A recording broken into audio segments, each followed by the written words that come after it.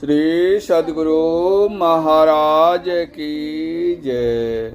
प्रातः स्मरणे अनंत श्री घोषित परमाराध्य संत सद्गुरु महर्षि मिहि परमहंस जी महाराज का प्रवचन। जन्म लेना और मरना संसार का धर्म। महर्षि मिहि सत्संग सुधा सागर। बंदौ गुरु पद कंज कृपा सिंधु नर रूप हरि महामोह तम पुंज जासु वचन रवि करनिक। प्यारे लोगों, मैं बौद्धकालीन एक इतिहास सुनाता हूँ। उस समय भगवान बुद्ध काशी में विराजते थे। वहाँ की एक महिला का इकलौता पुत्र मर गया था, किंतु उसको यह विश्वास नहीं होता था। वह लोगों से कहती फिरती कि मेरा पुत्र बीमारी से बेहोश हो गया है, इसको होश में ला दो। लोग समझाते कि वह मर गया है, फिर भी उसे विश्वास नहीं होता था। अंत में लोगों ने राय दी कि देखो, तुम्हारे पुत्र को कोई भी होश में नहीं ला सकते हैं। हाँ, यहाँ एक बहुत बड़े महात्मा भगवान बुद्ध आए हुए हैं, उनके पास जाओ तो वे तुम्हारे पुत्र को होश में ला सकते हैं। वह महिला अपने मृत पुत्र को लेकर भगवान बुद्ध के पास गई और बोली, भगवान, मेरा इकलौता पुत्र बीमारी से बेहोश हो गया है। लोगों ने बताया कि आप इसे होश में ला सकते हैं, इसलिए मैं आपके पास आई हूँ। आप इसे होश में ला दें। भगवान बुद्ध समझ गए कि यह माया मोहित ममताग्रस्त महिला यह नहीं समझ रही है कि उसका पुत्र मर गया है। बुद्ध ने कहा, हाँ, यह होश में आ सकता है, लेकिन तुम इस नगर में किसी के यहाँ से एक मुट्ठी सरसों के दाने ले आओ। एक मुट्ठी सरसों के दाने सुनकर उसे बड़ी प्रसन्नता हुई कि काशी नगरी में कहीं न कहीं सरसों के दाने अवश्य मिलेंगे और मेरा बेटा चंगा हो जाएगा। वह वहाँ से चलना ही चाहती थी कि भगवान बुद्ध ने कहा, सुनो, सरसों के दाने अवश्य लाना, किंतु स्मरण रहे कि ऐसे घर से सरसों के दाने लेना जिस घर में कभी किसी की मृत्यु नहीं हुई हो। वह बेचारी महिला सरसों के लिए काशी में घर घर फिरने लगी। सरसों के दाने तो उसे मिल जाते, किंतु जब वह पूछती कि कहीं तुम्हारे यहाँ किसी की मृत्यु तो कभी नहीं हुई है, तो लोग झुंझला उठते और कहते, पगली, ऐसा भी कहीं होता है कि कभी किसी के घर में कोई मरा ना हो। इस प्रकार घूमती हुई समूची काशी नगरी छान डाली, किंतु कहीं भी उसे ऐसा घर नहीं मिला जिस घर में कभी किसी की मृत्यु नहीं हुई हो। अंत में उसको विश्वास हो गया कि मेरा पुत्र भी मर गया है। ऐसा कोई घर नहीं जिस घर में मृत्यु नहीं हुई हो। जन्म लेना और मरना इस संसार का धर्म है। मोतीदास जी हमारे शिष्य कहिए, वह मित्र बड़े अच्छे थे। 50 वर्षों से मैंने उनको देखा। वे गरीबी मिजाज के और बड़े सरल थे। उनकी श्राद्ध क्रिया के उपलक्ष्य में आज सत्संग है। श्राद्ध कहते हैं जो कर्म श्रद्धा से किया जाए। इस श्राद्ध क्रिया में एक वेदांत है कि शरीर नाशवान है और जीवात्मा नाशवान नहीं है। आज वही दिन है जो दिन घर घर में आत्मा के अमरत्व का ज्ञान देता है। किसी के घर में मृत्यु होने पर लोगों के मन में विषाद होता है कि हमारे घर से एक समांग चले गए, किंतु विषाद करने पर भी वे लौट कर नहीं आते। इसलिए विषाद करना व्यर्थ है। विषाद न हो तो खुश हो, लेकिन इस अवसर पर खुश होना लोग पसंद नहीं करते। मोतीदास जी के चले जाने पर मैं विषाद नहीं करता, मुझे खुशी होती है। उनके बाल बच्चे भी मेरे बाल बच्चे जैसे हैं। वे कहते होंगे कि ये क्या कह रहे हैं। वे मोतीदास जी अच्छे सुकर्मी थे, शुभ कर्मी थे, इसलिए उनके इस संसार से चले जाने से विषाद नहीं होना चाहिए। जो अपकर्मी हैं उनके जाने से विषाद होना चाहिए। जब किसी को शरीर और संसार के बंधनों से मुक्ति मिल जाती है तो वह स्वयं जानता है कि मैं मुक्त हूँ।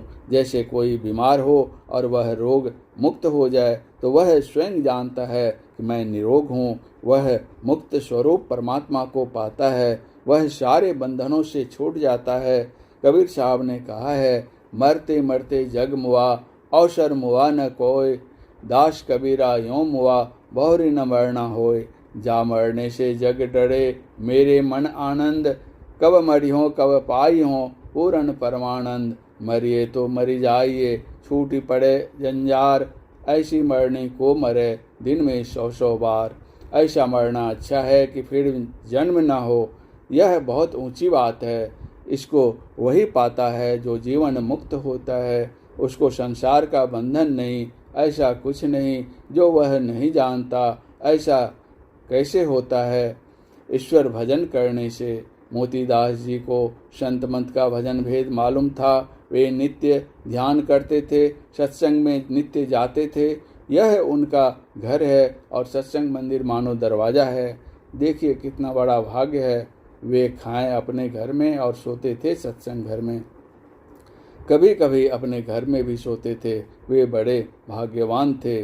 भगवान श्री कृष्ण ने बड़ा अच्छा कहा है कि योग के आरंभ का नाश नहीं होता। अर्जुन ने पूछा है कि भगवान, जो माया से खींचकर योग भ्रष्ट हो जाए तो उसकी क्या गति होती है? भगवान श्री कृष्ण ने कहा, वह पुण्यकर्ता लोगों के मिलने वाले स्वर्ग को पाता है और विशाल स्वर्ग सुख भोग कर इस पृथ्वी पर किसी पवित्र श्रीमान के कुल में जन्म लेता है और योगी के कुल में जन्म लेता है और वह अंत में मेरे अंदर की शांति को पाता है, अर्थात मोक्ष पाता है। मैं विश्वास करता हूँ कि मोतीदास जी ने भजन तो पूरा नहीं किया, लेकिन वे अपकर्मी होकर नहीं मरे हैं। वे योगी कुल में जन्म लेंगे और मोक्ष को प्राप्त करेंगे। सभी कोई भजन करो, शरीर छूट जाए तो छूट जाए, लेकिन संस्कार तुम्हारे साथ जाएगा। भक्ति बीज पलटे नहीं, जो जुग जाए अनंत, ऊंचे नीचे घर जन्म ले, तऊ संत को संत। भक्ति बीज बिन सै नहीं, आए पड़े जो चोल, कंचन जो विष्टा परे, घटे न ताको मोल। पहले भजन करने वाला भजन अभ्यास को पकड़ता है और पीछे भजन ही उसको पकड़ता है। मोतीदास जी सब दिन भजन करते थे, उन्होंने कभी भजन करना नहीं छोड़ा। इनके मामा गुरु चरणदास जी थे, वे कभी जंगल के रास्ते में भी जाते थे, घोड़ा लादते थे। भजन का समय होता था तो वे भजन करने लगते थे। उनके लड़कों को भी पिता का अनुकरण करना चाहिए।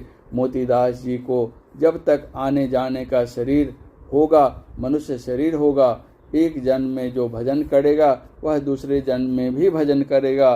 कुकर्मी होकर भजन करेगा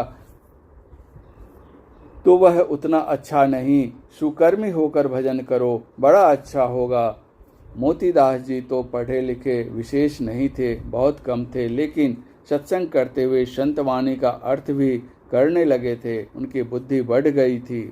कुकर्मी होकर भजन करोगे तो भूल भंगठ भी होगा, लेकिन सुकर्मी होकर भजन करो तो भूल भंगठ नहीं होगा। पवित्र श्रीमान कुल में व योगी कुल में जन्म अवश्य होगा। ऐसे श्रीमान के यहाँ जन्म लेने से योगी कुल में जन्म लेना उत्तम है, क्योंकि धन से किसी को संतोष नहीं होता और योगी कुल में जन्म लेने से स्वाभाविक संतोष होगा। धन के द्वारा तृष्णा का नाश नहीं होता। संसार में जितनी चीज़ें हैं सभी मिल जाएं तब भी तृष्णा दूर नहीं होती, लेकिन भक्त को संतोष होता है। बाबा नानक ने कहा है, वसुधा शपथ दीप है सागर, मथि कंचनु काढ़ी धरिजय। मेरे ठाकुर के जन इनहू न बाँचहीं, हरि मांगहीं हरि रसु दीजय। शाकत नर प्राणी सद भूखे, नित भूखन भूख करिजय। धावतु धाई धावही प्रीति माइया, लख कोशन कऊ बिखी दीजय। हम लोगों को चाहिए कि हम तृष्णावंत होकर नहीं रहे, इतना परिश्रम करें जिससे सत्संग और ईश्वर भजन करने का भी समय बचे। परोपकारार्थ कर्म करने का समय बचे। साईं इतना दीजिए जामे कुटुंब समाए, मैं भी भूखा ना रहूं, साधु न भूखा जाए। संतोषी बनो, ऐसा नहीं कि कमाई नहीं करो, कमाई करो, लेकिन संतुष्टि रखते हुए। तृष्णा कभी नहीं बुझेगी। संसार के धन और भोगों से यह जानकर जो ईश्वर भजन करते हैं उनको शुभ गति, स्वर्ग आदि की प्राप्ति होती है, और जो भजन पूरा करते हैं तो उनको मुक्ति मिल जाती है। पूरा भजन नहीं होने से भजन के संस्कार के कारण मनुष्य शरीर होता है और पुनः भजन में लगता है। मनुष्य शरीर ही ईश्वर भजन करने का शरीर है।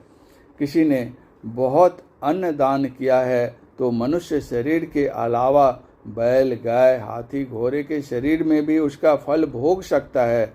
सोने चांदी का दान किया है तो हमारे गुरु महाराज कहते थे कि हाथी को देखो कितने वजन का जेवर उसकी देह पर है, लेकिन ईश्वर भजन करो और अच्छे अच्छे कर्मों को भी करो तो बहुत बढ़िया। किसी नगर में एक वेश्या रहती थी। उस नगर के एक व्यक्ति की मृत्यु होने पर अपनी नौकरानी से बोली, शहर में जाकर देख आओ कि उस मृत प्राणी को स्वर्ग हुआ व नरक। एक साधु उसी होकर उस नगर में प्रवेश कर रहा था। वेश्या के मुख से स्वर्ग नरक की चर्चा सुनकर वह स्तंभित हो वहां खड़ा हो गया। थोड़ी देर के बाद नौकरानी शहर से लौट कर आई और बोली, मालकिन, उसको स्वर्ग हो गया। एक वेश्या की नौकरानी के मुख से स्वर्ग नरक संबंधी इस प्रकार की परीक्षित बातें सुनकर साधु के आश्चर्य का ठिकाना न रहा। उसने वेश्या के पास जाकर पूछा, ऐसी कौन सी विद्या तुम्हारे पास है जिसके सहारे तुम्हारी नौकरानी भी जान पाती है कि अमुक व्यक्ति को स्वर्ग हुआ व नरक? वेश्या बोली, साधु बाबा, आप यह बात नहीं जानते। जिनकी मृत्यु से बहुत लोग दुखी हो, जिनकी लोग प्रशंसा करते हों, कहते हों कि वे बहुत अच्छे लोग थे, तो जानिए कि उनको स्वर्ग हुआ। और जिनकी मृत्यु से बहुत लोग उसकी निंदा करते हों अथवा कहते हों कि भले ही वह मर गया, बड़ा दुष्ट था, तो जानिए कि उसको नरक हुआ। मेरे जानते मोतीदास जी के लिए बुराई की बात नहीं होगी। संसार में ऐसे कोई नहीं जिनके खिलाफ में कोई कुछ न बोले। इसी तरह कुछ लोग मोतीदास जी के खिलाफ भी कह सकते हैं, लेकिन मेरा ख्याल है कि मोतीदास जी की अच्छी गति होगी, वे अच्छे थे। परम पूज्य गुरुदेव का यह प्रवचन कटिहार जिला अंतर्गत स्वर्गीय मोतीदास जी की श्राद्ध क्रिया के अवसर पर दिनांक 19/12/1965 ईस्वी के सत्संग में हुआ था। श्री सद्गुरु महाराज की जय।